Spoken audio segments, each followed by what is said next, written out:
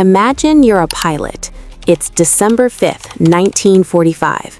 You're flying over the Atlantic, the Florida coastline just a smudge on the horizon. The sky is blue. Everything is routine, until it isn't. Suddenly, your compass starts spinning in circles. The ocean below doesn't look like water anymore. It looks like a shimmering white fog.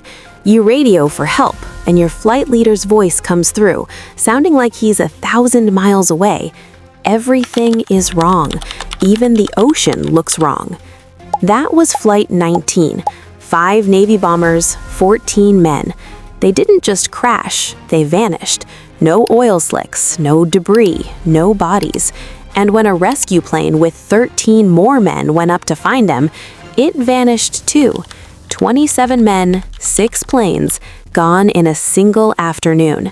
This is the Bermuda Triangle, a 500,000 square mile patch of ocean that has become the world's most famous graveyard.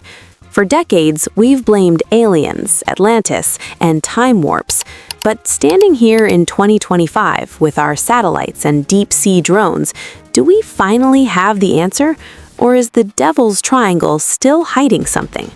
The triangle isn't actually a formal place on any official map. It's a section of the North Atlantic defined by 3 points: Miami, Bermuda, and Puerto Rico. But while the name was coined in 1964, the weirdness goes back much further. Did you know Christopher Columbus was the first triangle witness? In 1492, his logs described a massive bolt of fire crashing into the sea and compass readings that defied logic. He was terrified, and his crew almost mutinied. Then came the ghost ships. In 1872, the Mary Celeste was found drifting right on the edge of this region. The sails were set, the food was still on the table, and the cargo was untouched. But every single person on board was gone. No signs of a struggle, just empty.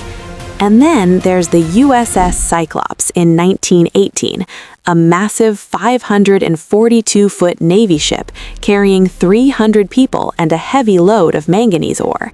It didn't send a distress signal, it didn't report bad weather, it just stopped existing. To this day, it remains the largest non-combat loss of life in U.S. Navy history. When you hear stories like that, you start to wonder, is there a physical law we don't understand yet? For years, the world went wild with theories. Some were fun, like the idea that the lost city of Atlantis sits on the seafloor using ancient crystal power to scramble plane electronics. Others were straight out of the X-Files, interdimensional portals, or alien abductions. But let's look at the science, because the science is actually more terrifying. First, there's the methane theory. Scientists have discovered massive pockets of methane gas trapped under the seafloor. If one of these pockets erupts, it creates a giant burp of gas. This turns the water into a frothy mix that is much less dense than normal seawater. If a ship happens to be over that spot, it doesn't just sink, it drops like a stone into a void. Then there's the electronic fog. Pilots have reported a strange, clinging mist that seems to follow their planes, causing every electronic instrument to go haywire. It's a phenomenon that could be linked to solar flares or magnetic variations. And we can't forget rogue waves. For centuries, sailors talked about walls of water 100 feet high that appeared out of nowhere. Scientists didn't believe them until 1995, when we finally caught one on camera. In the Triangle, where the Gulf Stream meets storms from the Caribbean, these rogue waves are born. They can snap a cargo ship in two like a toothpick. Now, here is where I have to give you the point. In 1975, a man named Larry Kusha, a librarian at Arizona State University, decided to do some actual detective work. He looked at the original weather reports and shipping logs for every mysterious disappearance. What he found changed everything. He discovered that many of the mysteries were just bad reporting. One ship that supposedly vanished in calm seas actually vanished during a hurricane that was recorded in every local newspaper. Another missing plane actually crashed in the middle of the Pacific, thousands of miles away from the triangle, but writers moved the location to make it fit the legend. The truth is, Lloyd's of London, the people who insure these ships, don't consider the Bermuda Triangle any more dangerous than the rest of the ocean.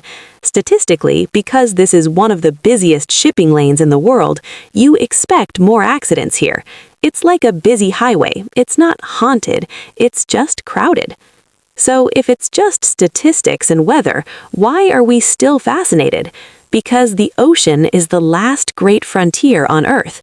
Even today, in 2025, we have better maps of the surface of Mars than we do of our own seafloor. Every time we find a new shipwreck or a strange underwater formation, the legend breathes again.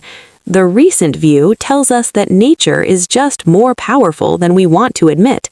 We have GPS now, but GPS can't stop a rogue wave. We have satellites, but they can't see through a 100-foot deep methane eruption. The Bermuda Triangle might not be a supernatural portal, but it represents the ultimate mystery, the fact that despite all our technology, we are still small compared to the Atlantic. What do you think? Was Flight 19 a tragic case of pilot error, or is there still a piece of the puzzle we're missing? Let me know in the comments. And if you want to dive deeper into the mysteries of the deep, hit that subscribe button. I'll see you in the next one.